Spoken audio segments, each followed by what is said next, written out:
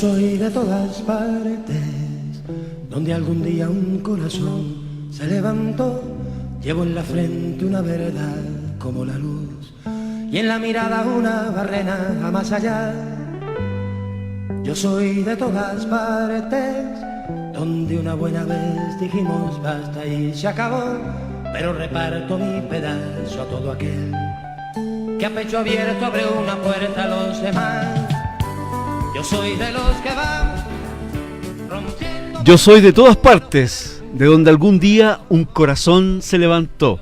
Así dice uno de los versos de esta gran canción, con la canción A los que luchan toda la vida, del álbum No sé quedarme de 1985. Iniciamos la ventana en Radio Universidad de Chile con nuestro gran invitado de hoy en la tarde, directamente desde Cuba, uno de los fundadores de la nueva trova cubana. Está con nosotros en el estudio Vicente Feliú. Hola Vicente, gracias por venir a Chile, gracias por venir a la Radio Universidad de Chile y a nuestro programa. Gracias Antonio, gracias a todos los presentes aquí y a todos los que están escuchando. Gracias Vicente. Está también Michelle Ribaud con nosotros, directora del documental que se estrena próximamente en el mes de mayo. El 2 de mayo, sí. Así es, Raúl Pelegrín, comandante José Miguel, que gracias a la gestión de justamente la organización del documental nos permitió tener a Vicente Feliú con nosotros hoy en la tarde. Y también Tania Encina, de Das Capital, nuestra compañera de La Ventana, y Rosita Rodríguez. Hola a todos. Buenas noches. ¿Cómo están? ¿Qué les parece este invitado de hoy? Tania, Rosita, ¿no? Tremendo invitado, un orgullo y una felicidad tremenda de tenerlo acá a nuestro invitado hermano cubano. Digamos además que Tania hoy día llegó en la tarde con una gran sorpresa. Así es. Un disco editado en 1978 en Cuba, ¿no, Vicente? Mi primer disco, además. Así es. El Créeme. Créeme, y que se lo va a llevar autografiado Tania a su Autografiado, amigo yo. músico de Concepción. Lo llevo de sorpresa ahí. A Concepción, donde no pude ir en enero y donde tampoco voy a poder ahora, pero estamos planificando la posibilidad del año próximo. Ah, buenísimo. Porque el año próximo serán 25 años que fui invitado a Concepción y Valdivia por los Chuenquinilos, mis hermanos queridos, a una gira maravillosa que recuerdo con mucho cariño. 25 años de esa gira. 25 años de esa gira, año 95. Ujú. Tremendo. Vicente, en alguna entrevista has dicho que fuiste primer hijo, primer sobrino, primer nieto, que viviste con tus abuelos siendo niño. ¿De dónde viene la raíz musical de tu historia familiar? ¿Quién cantaba en tu familia? Todo el mundo. O sea, en realidad, desde el siglo XIX, que vino mi bisabuelo, de quien heredé el nombre, Vicente Feliú Ginás, a Cuba. Él ya participaba del coro del Orfeón de Canet de Mar. Su hermana, mi tía bisabuela, hemos descubierto que también hacía música y todos sus descendientes son músicos y compositores. Logré encontrarme con uno en Canet al fin, que ya no lleva el apellido Feliú, se llama Jaime Dotras, un excelente pianista y compositor de jazz. Encantador. Nos parecemos horrores, muy parecidos. ¿Ah, sí? Físicamente. Y entonces, nada, quedamos en alguna vez coincidir. De ahí para acá, bueno, mis abuelos, mis padres, mis tías, todo el mundo canta. Mi padre además hacía canciones muy bonitas desde que era muy jovencito. Y yo heredé su guitarra y sus canciones también. Fueron las primeras cosas que yo toqué. ¿Y en qué momento, cuáles fueron esos años en que decidiste que la música era tu vida? Yo no me di, yo creo que ni cuenta, porque agarré la guitarra porque estaba ahí. ¿Muy niño? No, un adolescente, 16 años, una cosa así. Machucaba un poco el piano de mi tía, pero no, el piano era muy complicado, había que ir a buscar el piano, ¿no? Entonces la guitarra era más portátil, más de uno. Y estaba la guitarra del viejo en casa y ahí yo empecé a hacer canciones. Yo era bastante tímido en aquel tiempo. Realmente empecé a cantar y a hacer canciones para enamorar muchachas, ¿no? Después empezaron a salir canciones. Muy extraño los cubanos. Como ¿no? buen cubano. Ah, Sí. Muy extraño eso, ¿no? Qué fama que tenía. Carajo. Bueno, hay hartos cubanos en Chile también, digamos. Sí, ¿no? ¿no? Sí. Bueno, nada, entonces después coincidimos varias gente que empezamos a cantar. O sea, después de esas primeras canciones para enamorar, también decía yo cosas de que pasaban y que soñaba y que me gustaba y que me molestaban. Y eso le pasó a los mismos que años después fundamos la Nueva Trova. O sea, empezamos a cantar nuestras propias experiencias y nos dimos cuenta que éramos un movimiento que veníamos del tronco de la canción cubana del final del siglo XIX.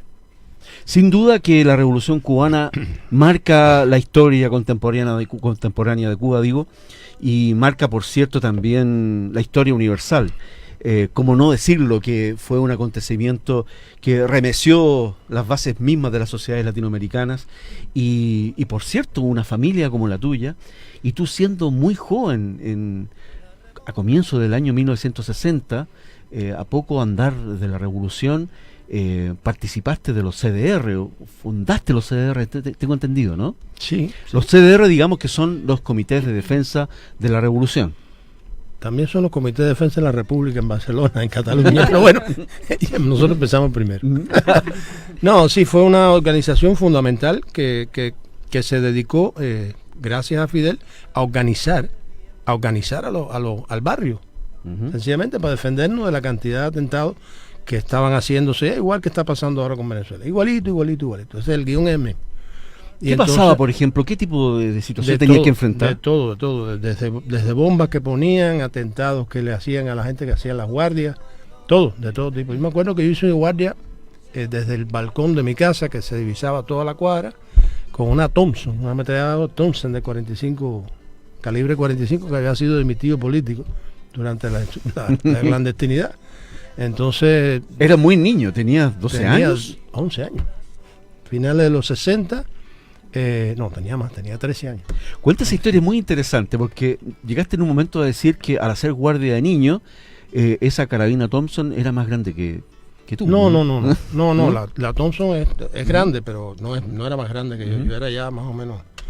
no era una carabina, una ametralladora. Era la de Al Capone, la misma, la de rueda. ¿Entiendes? La que usaba Al Capone, la misma. Entonces, bueno, era así, era una cosa muy normal que uno defendiera lo que recién estaba ocurriendo en el país y del cual uno era parte. Es decir, la revolución nos dio a los jóvenes, nos dijo, este es un país nuevo, hágalo. Sencillamente, si tú estás a los 12 años tratando de defender tu país con un arma en la mano, hay que matarte para quitártelo, ¿no? Así de sencillo. Entonces, eso es la Nueva Trova también. Exactamente, y la Nueva Trova empieza a hacer sus cimientos y cuéntanos de esa estrecha relación de amistad que desde muy niño tú tienes con Silvio Rodríguez, que junto a Pablo son los referentes musicales de la Nueva Trova aquí en Chile. Bueno, mira, con Silvio, imagínate tú, estudiamos la secundaria juntos. Yo tenía 14 años, él tenía 15, nos llevamos días, prácticamente, no llegamos al año. Y él nació en noviembre del 46, yo en noviembre del 47. Y nos conocimos en la secundaria, no pensábamos ni hacer canciones, ni mucho menos. Queríamos haber bajado de la sierra con los barbudos de Fidel y todas esas cosas. Y estábamos inmersos en todo esto mismo que te comentaba hace un ratico. Él era dibujante, en esa época dibujaba para la revista de la Asociación de Jóvenes Rebeldes. No existía ni siquiera la Unión de Jóvenes Comunistas, fíjate si hace tiempo. La UJC se funda el 4 de abril del 62. Nosotros nos conocimos en febrero del 62. Y en las reuniones de la Asociación de Jóvenes Rebeldes, como él hacía dibujitos, lo pusieron de responsable de cultura. Y como yo era fuertecito, me pusieron de responsable de trabajo voluntario. ¿Es verdad que te decían Popeye por ser Popeye? fuertecito? Era él quien me decía Popeye. Sí. Y todavía te dice Popeye, ¿no? No, es que tenía el mismo antebrazo que ahora, pero un bracito más flaco, ¿no? Y entonces, bueno, por eso me decían así. Y tenemos esa relación de siempre, o sea, años después, no mucho, 2 años, 3 años después, 64, él va para el servicio militar, a mí no me aceptan porque era muy miope, y de regreso, de su primer pase, me llama diciendo que tenía una sorpresa, digo, yo también. Y nos reunimos en mi casa, que era un poco más grande, y la sorpresa era que los dos tocábamos canciones, tocábamos guitarra y hacíamos canciones. Rarísimas, pero nuestras. Y empezaron a compartir las canciones. Sí, nos pasamos hasta la madrugada cantando, cayendo una cancionazo, y las de nosotros y las de todo el mundo. ¿Ese es el origen de la Nueva Trova cubana? No. El origen de la nueva trova data del siglo XIX. Sí, digamos que, por cierto, la trova viene después de varios movimientos musicales, Sí. y que ese germen es lo que hoy día reconocemos desde esta parte de Latinoamérica como uno de los, digamos, referentes, como decía Sí, Rosita, referentes musicales. más relevantes hasta el día de hoy. De niños, de jóvenes se conocieron, pero también hay nombres que no suelen ser tan reconocidos en nuestro país, pero que son relevantes al momento de ver esa parte de la historia. Por ejemplo, Eduardo Ramos, Noel Nicola, que son músicos de enorme relevancia para Latinoamérica y que, bueno, por distintas razones tienen un espacio distinto al que tiene Silvio, Pablo en nuestro país. ¿Cómo fueron esos primeros años cuando ya empieza el movimiento a formarse como tal? Estos gérmenes se transforman ya en acción. ¿Hay un tipo de organización de la trova propiamente tal? Sí, llega a verla en el año 72. Antes había, quizás el detonante más interesante fue el encuentro de la canción Protesta que hizo la Casa de las Américas en el verano de 1967, al que asistieron nombres fundamentales, no tan conocidos entonces, pero fundamentales para la historia de nuestra canción. Está Oscar Chávez, está Biglietti, está el Flaco Citarrosa, está Bárbara Dane de la folk song norteamericano, y muchos nombres más, muchísimos nombres. Y entonces nosotros no habíamos aparecido. Para la Casa de las Américas todavía no nos conocían. Éramos muy nuevos. ¿La Casa de la América fue el espacio en que ustedes trabajaron, desarrollaron su obra? Fue el primer espacio. Ujú. El primer espacio, el que nos salvó de la burocracia, en realidad. Eso es un muy buen punto. Bueno, interesante conversarlo Aide por el Santa respaldo María. de Aide Santa María. Aide Santa María y Alfredo Guevara en el ICAI después. Y entonces, con esta experiencia, alguien descubrió primero a Pablo y a Silvio y a Noel. No me acuerdo quién fue. Puede haber sido Estela Bravo, puede haber sido alguna de la gente que trabajaba cerca de Aide o alguna de sus hermanas. Pablo era un poco más conocido porque ahí ya había cantado desde muy jovencito, había participado en actividades de los cuartetos y había estado cerca del cuarteto de las de Aida y tenía una voz privilegiada. Y ya había hecho algunas canciones. En el 65 hizo una canción que para todo el mundo, menos para Pablo, es un hito que marca es decir, de aquí para atrás Ujú. es toda la trova anterior y de aquí para adelante es la nueva trova, que es mis 22 años. Una canción que Pablo hace con 22 años, yo la escuché de estreno, porque por casualidad estaba donde él llegó a ver a Elena Burke, una cantante fundamental que cantaba canciones de Pablo y que a mí me gustaba mucho, tanto Elena como una canción de Pablo que cantaba Elena, yo no sabía quién era Pablo en ese momento. Y va a ver a Elena y Elena lo invita a cantar. Y dice, voy a hacer un estreno. Y cantó mis 22 años. Estuve como 5 meses sin cantar, sin tocar la guitarra. Y yo, ¿qué cosa es esto? ¿Esto qué es? Porque realmente fue una canción definitiva.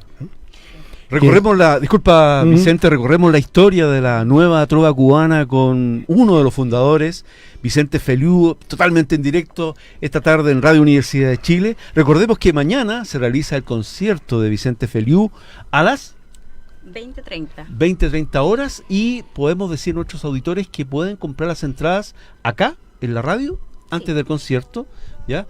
Y que Vamos a estar desde las 6:30. exactamente. Vendiendo entradas acá en la radio. Desde las 18:30. Luego conversaremos un poquito de la colaboración que Vicente Feliú hizo al documental de Raúl Pellegrín, que se estrenará próximamente en las salas de cine de Chile y que, bueno, tendrán los auditores la oportunidad de escuchar a este gran trovador cubano que nos visita en Chile. Va a estar durante esta semana también presentes en varias actividades y que mañana estrena acá en la Sala Máster en Radio Universidad de Chile. Tú hablaste de Casa de las Américas, de Aide Santa María, Vicente, y hablaste del respaldo de ella y de aquellos que pudieron haber sido los principales líderes de la revolución y que principalmente por su respaldo les permitió enfrentar la burocracia en aquel momento, ¿no? Has usado algunos términos bastante críticos. A propósito, hagamos un paréntesis, de esta suerte de caricatura que se hace de los procesos de discusión democrática en la Revolución Cubana, esta idea de que no hay tal libertad de expresión, libertad de información. Digamos que En algún momento el propio Vicente ha dicho que siguen siendo los mismos subversivos, audaces, necios y revolucionarios de los 60 y 70. ¿Ah? ¿Cómo fue ese proceso en que ya la revolución empieza a consolidar un proceso ya de construir un nuevo Estado, construir a partir del Estado y también la relación con la sociedad, donde ustedes estaban inmersos? Y ahí se enfrentaron justamente a esas resistencias, ¿no? ¿Fue así ese proceso? Sí, mira, lo nuevo no viene por decreto, lo nuevo tiene que imponerse contra todo un mecanismo anterior que insiste en mantenerse, ¿no? Y entonces nosotros éramos muy heréticos, como se es a esa edad, y queríamos lo mejor y lo más rápido, sencillamente. Estábamos inmersos y además no tiramos tiro en la sierra, pero construimos las escuelas en el campo. Algunos de nosotros estuvimos en Playa Girón, estuvimos en la colecta de café, en las cortes de caña. Es decir, estábamos inmersos en la construcción y en la violencia de la construcción revolucionaria. ¿Entiendes? No tiramos tiro en ese momento, pero estábamos ahí y teníamos todo el derecho a decir que las cosas que estaban mal y que debían mejorarse, y que el burócrata era un burócrata, el oportunista era un oportunista y el hijo de puta era un hijo de puta, aunque hubiera tirado tiro en la sierra. Es decir, no tenía que ver una cosa con la otra, ¿no? O sea, y había que echar para adelante porque esta revolución era de todo el mundo y nosotros teníamos el deber de echarla para adelante como jóvenes. Y eso nos había dado Fidel ese derecho y ese deber. Entonces, éramos críticos y seguimos siendo críticos, como es natural.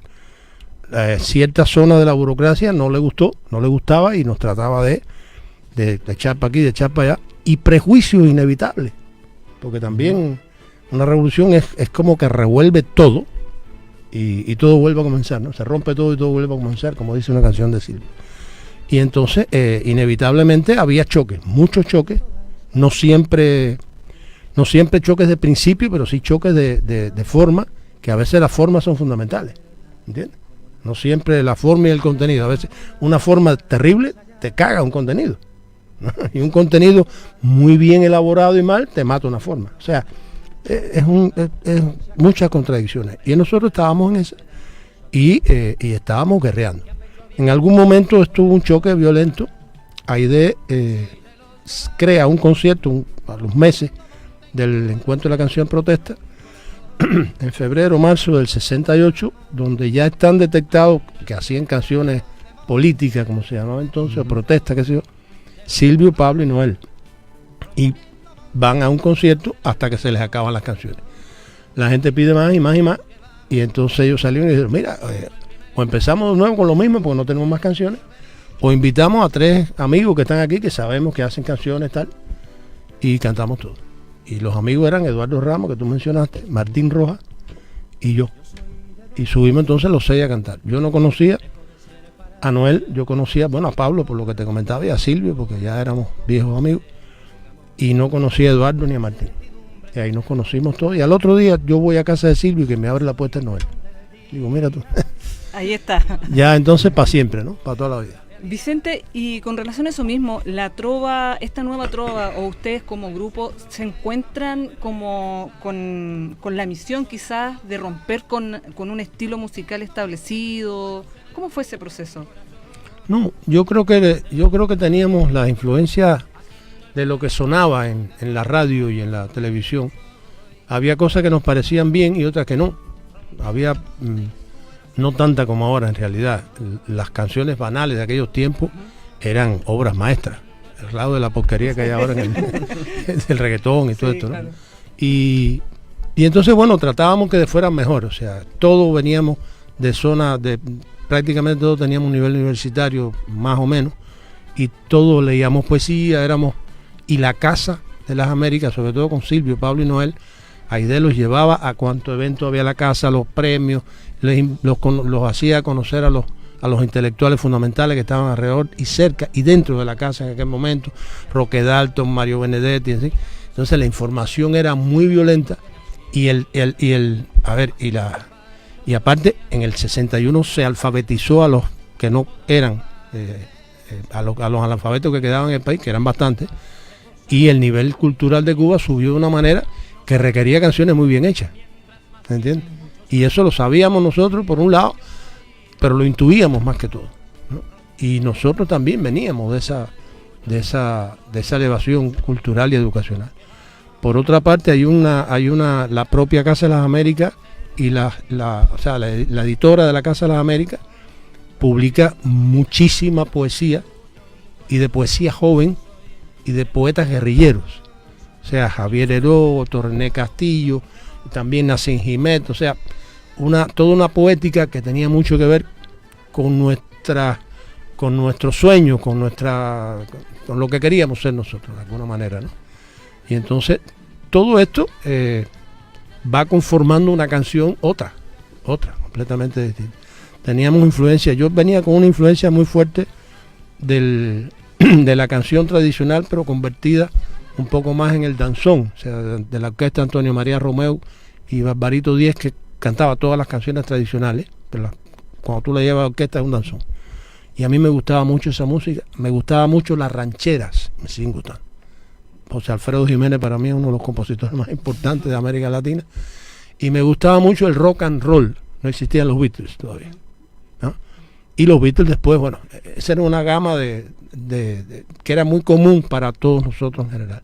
Otros venían del jazz, como Eduardo y Martín Rojas, venían de un grupo que acompañó a Silvio en un momento determinado al principio de su carrera en el ICRT, llamado Sonorama 6.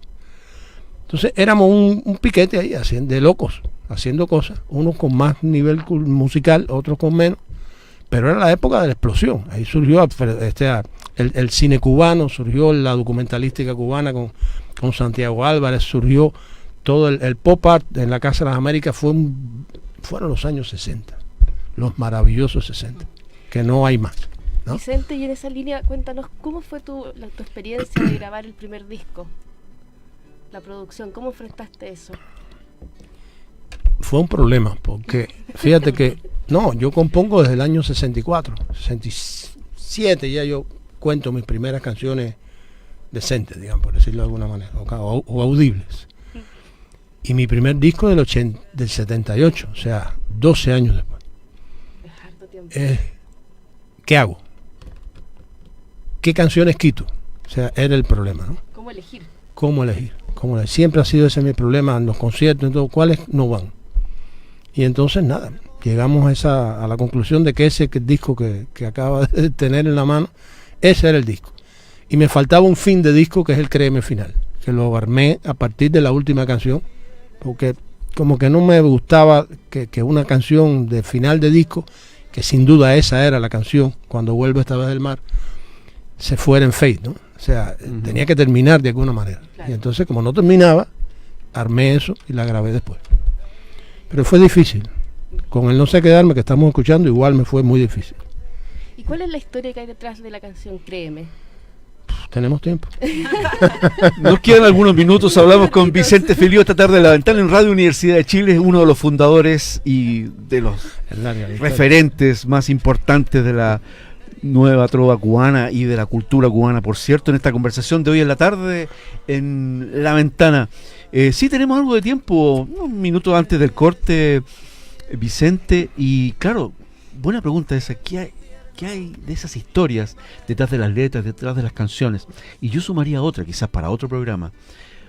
¿Cómo nos veían a nosotros ustedes en aquella época? Nosotros que algunos todavía no existíamos, pero que sí existían grandes creadores que se organizaron en torno a la nueva canción chilena, y nuestros grandes expositores musicales como Violeta, Víctor, Patricio Mans, Osinti Gimani, Quilapayún, que también en aquella época empezaron a irrumpir en la escena musical latinoamericana.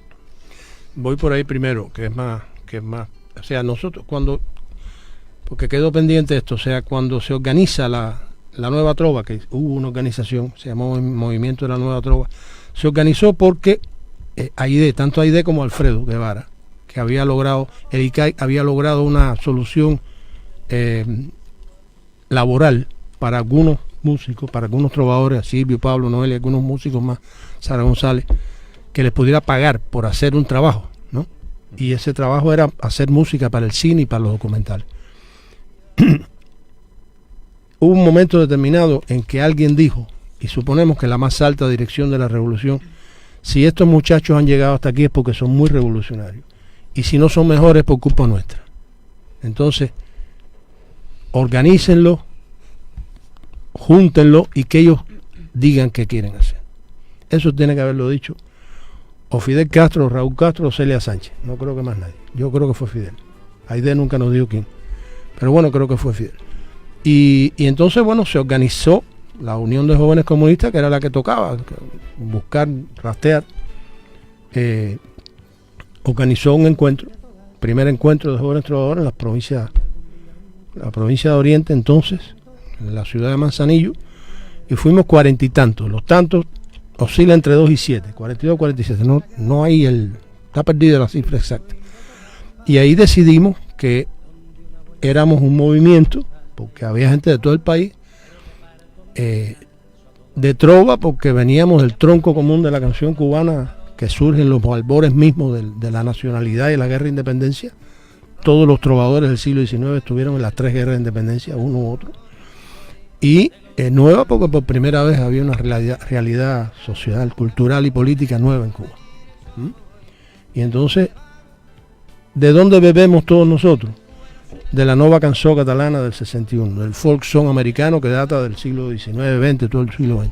De ustedes, de la nueva canción chilena. Ya habían estado pasados por Cuba, Quilapayún, y Fidel personalmente había quedado muy impresionado con ellos, y había sugerido crear un grupo similar que pudiera estudiar en Chile, acá, con el Chile de Allende, los ritmos latinoamericanos, que todos los hacían muy bien, los Quila, y se creó el grupo Manguaré, que vino a estudiar acá en esos años. Y el nuevo cancionero argentino, que es de finales de los 50, principios de los 60. O sea, esos son nuestros referentes fundamentales, más el movimiento tropicalista y todo el movimiento de Brasil, que Alfredo Guevara, que acaba de pasar por Brasil, trae toda esa información y la vierte en el grupo de experimentación sonora de DICAI. Es decir, todos esos son los referentes fundamentales del movimiento de la nueva trova. Te tenemos un regalo. Un regalo y además con una sorpresa, mira.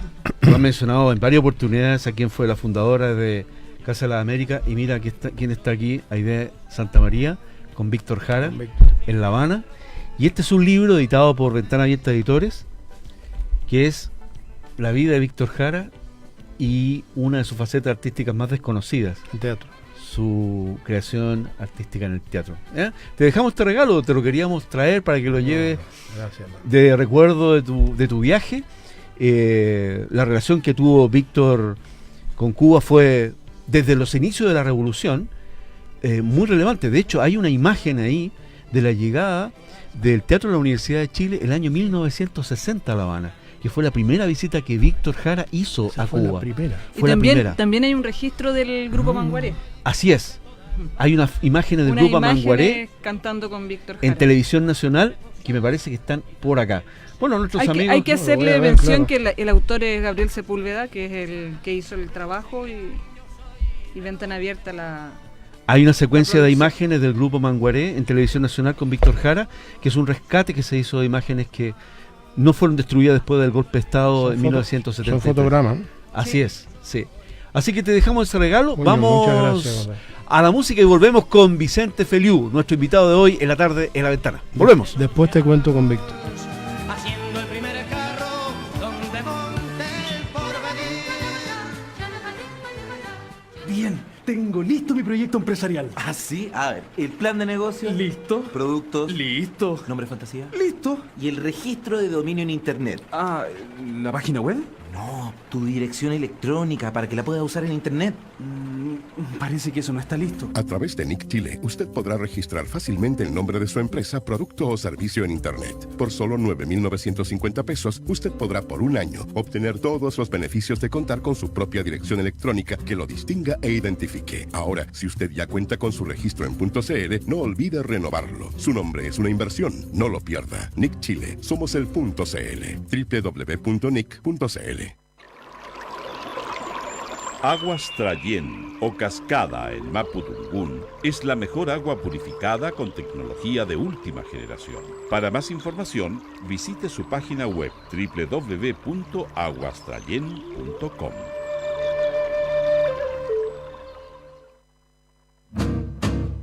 Yo creo en la Radio Universidad de Chile, porque... José Morandé profesor titular de la Universidad de Chile y del Instituto de Estudios Internacionales de la Universidad de Chile. Creo en la radio de la Universidad de Chile como una expresión universitaria que genera un espacio de reflexión, de discusión, de debate sobre temas nacionales e internacionales que preocupan a los medios externos y particularmente interesa también a las políticas públicas, al desarrollo de políticas públicas tanto nacionales como internacionales. En otras palabras, creo en la radio de la Universidad de Chile, comprometida activamente con los principios de la universidad y así también asumiendo en forma muy estrecha los valores universales que representa tanto la sociedad chilena como la humanidad en su conjunto. Radio Universidad de Chile, la radio que piensa, una radio pública para Chile.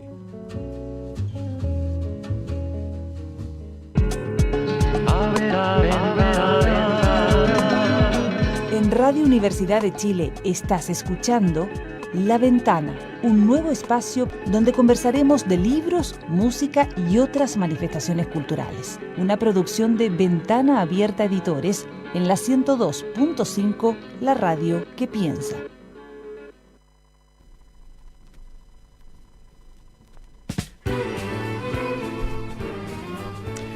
Volvemos a La Ventana en Radio Universidad de Chile con Vicente Feliú en el estudio, uno de los fundadores de la nueva trova cubana. Y ahora vamos con Rosita, Tania, Michelle, de tu relación con Víctor, Vicente. ¿Cómo lo conociste y cuándo? Bueno, yo creía que era la primera visita de Víctor. Ahora me doy cuenta que aunque me decían que no era la primera, no sabía cuál era. Por lo menos la primera vez que Víctor se reunía, creo yo, llega a Cuba y pide reunirse con un grupo de jóvenes que está haciendo actividades para los campesinos en la Sierra Maestra.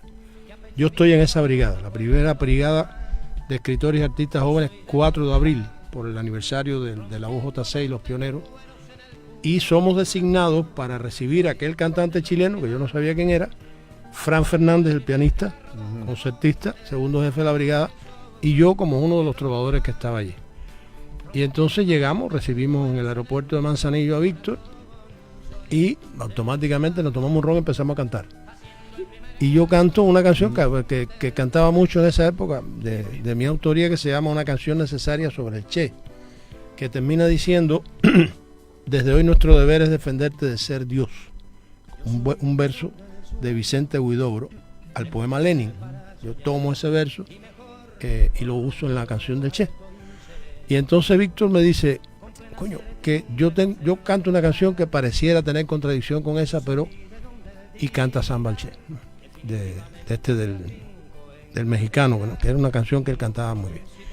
Y entonces ya, amigos para siempre. En una actividad que vamos, nosotros teníamos, ahí estábamos May Porcel, Pedro Luis Ferrer, Enriquito Núñez, un grupo de jóvenes intelectuales que no sabíamos cómo carajo acercarnos a los niños de la Sierra Maestra.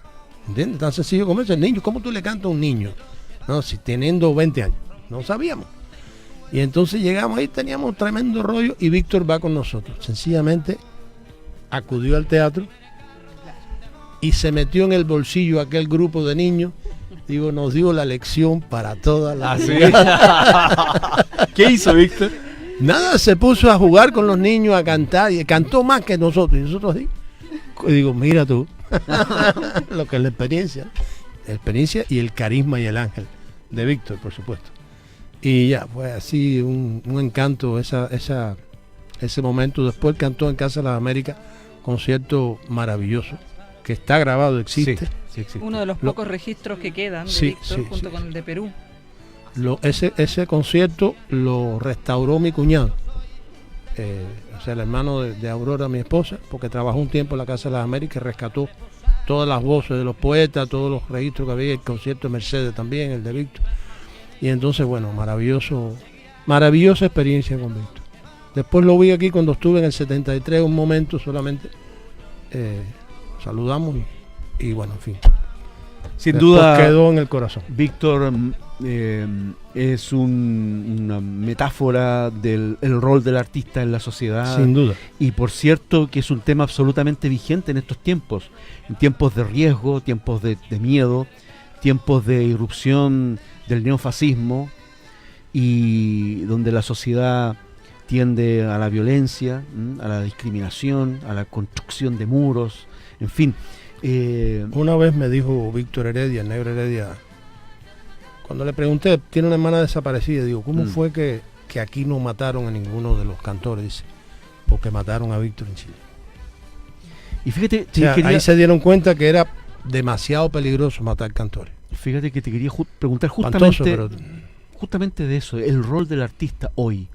Hace unos días, disculpa, vimos un video de Roger Waters apoyando la autodeterminación de Venezuela, ¿ya? Y enfrentando a las grandes corporaciones, al golpe mediático global en torno al cerco que sufre Venezuela actualmente, y Roger Waters en las redes es capaz de enfrentarse y asumir una postura clara respecto de la autodeterminación y la libertad de ese pueblo de definir su propio destino.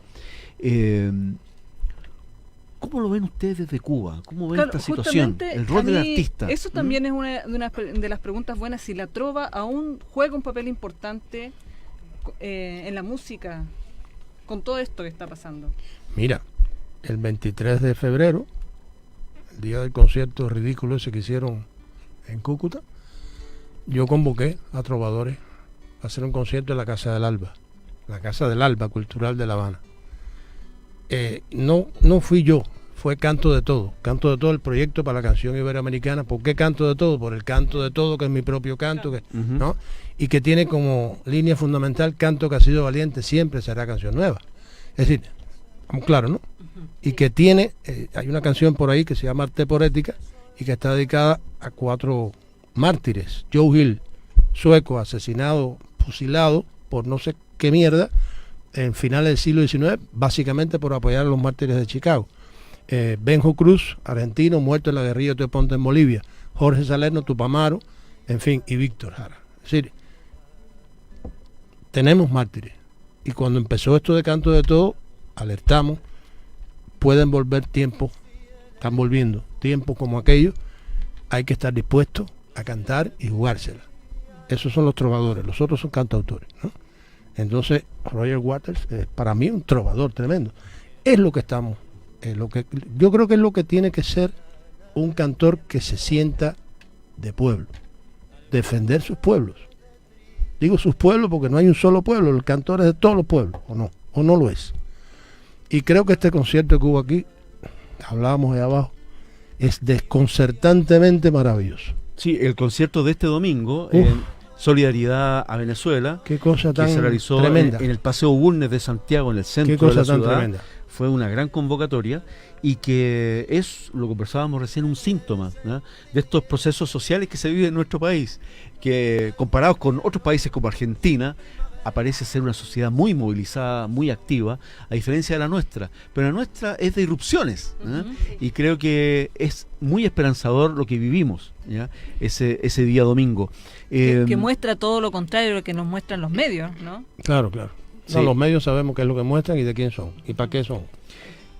A propósito de las luchas y a propósito de los jóvenes, Vicente, está aquí con nosotros Michelle Ribaud, que es la directora del documental de Raúl Pelegrín, que se estrena próximamente en mayo.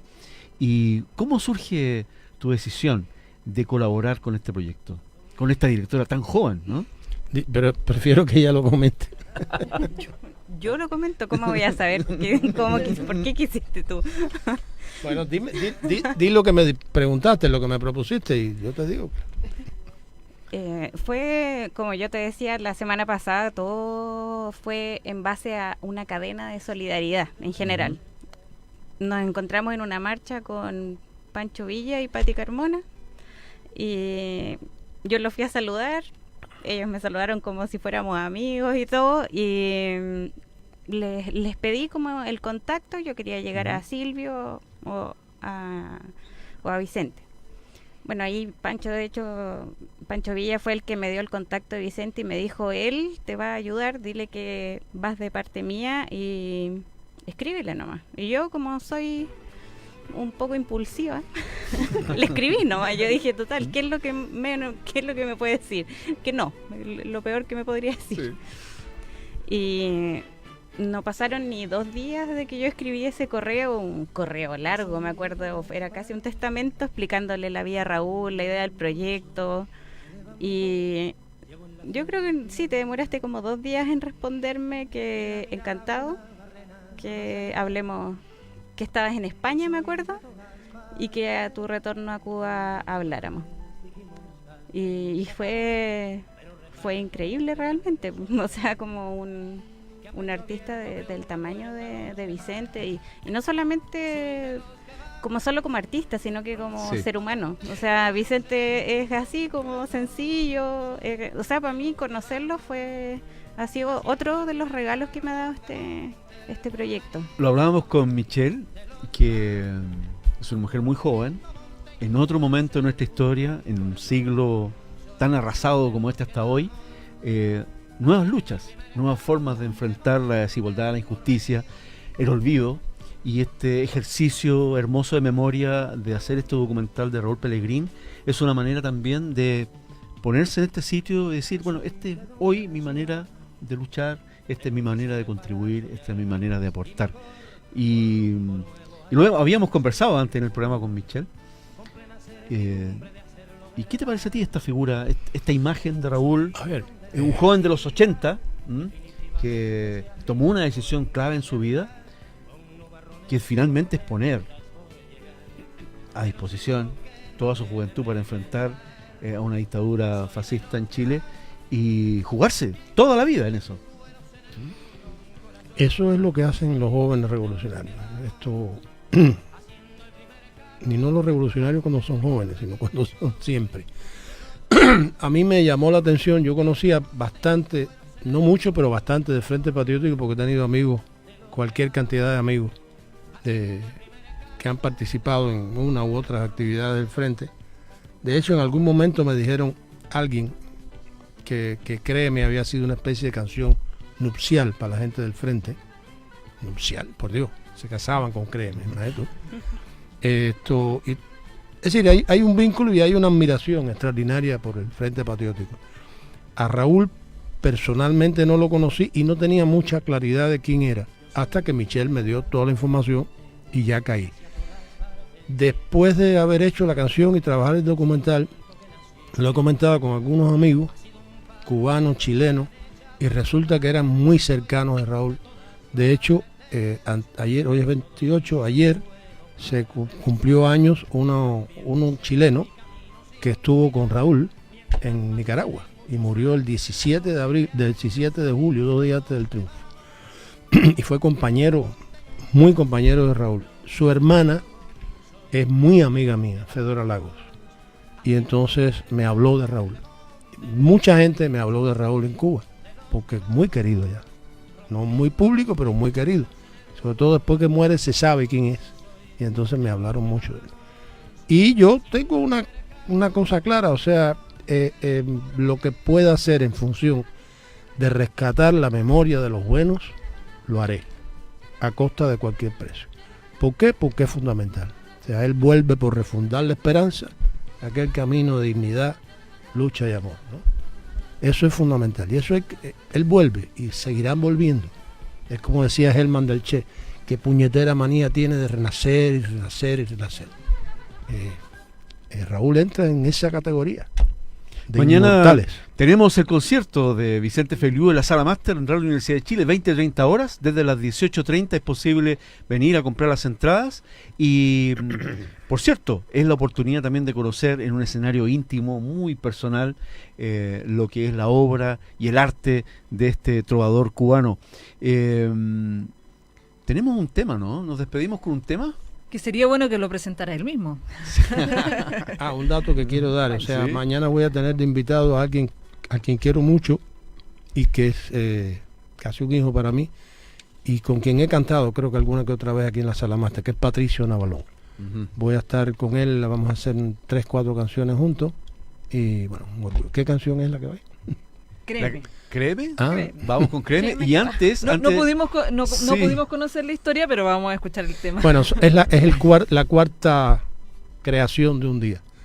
Primero fue una canción Antonio Guiteras, cubano, que murió el año 35 en un combate desigual con la dictadura de Batista, la primera, junto a Carlos Aponte, venezolano, que murió combatiendo con el revólver de mi abuelo en el mismo combate. Yo hice una canción para Guiteras, una canción para Aponte, escribí un poema a los héroes e inmediatamente después salió Créeme de arriba abajo. Vamos a escuchar Créeme entonces y demos otro aviso. El próximo viernes estarás en un concierto con Pancho Villa. Sí. Acá en el centro de Santiago, en Galería España, en Calle Huérfanos, un concierto de Vicente Feliú y Pancho Villa. Escuchamos Créeme y créeme, Vicente, que ha sido una gran conversación la de hoy de la tarde. Gracias, Michelle, por venir. Gracias, Tania. Gracias, Rosita. Gracias. Y bueno, nos veremos mañana en tu concierto. Gracias a todos por invitarme y nada, por esta conversa y a todos los que están escuchando. Gracias. Escuchamos Créeme y volvemos.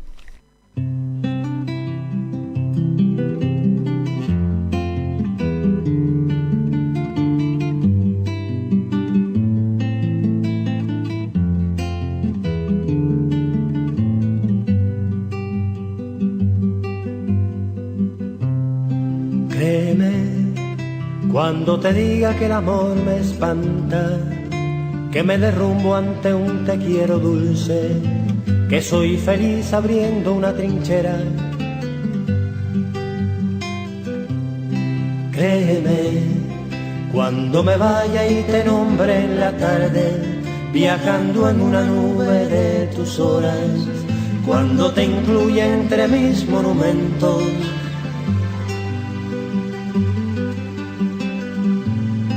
Créeme, cuando te diga que me voy al viento de una razón que no permite esperar.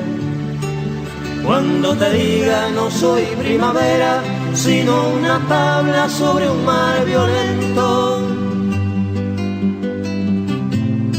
Créeme, si no me ves, si no te digo nada, si un día me pierdo y no regreso nunca. Créeme, que quiero ser machete en plena zafra, pala feroz al centro del combate. Créeme, que mis palomas tienen de arco iris lo que mis manos de canciones finas. Créeme, créeme, porque así soy y así no soy de nada.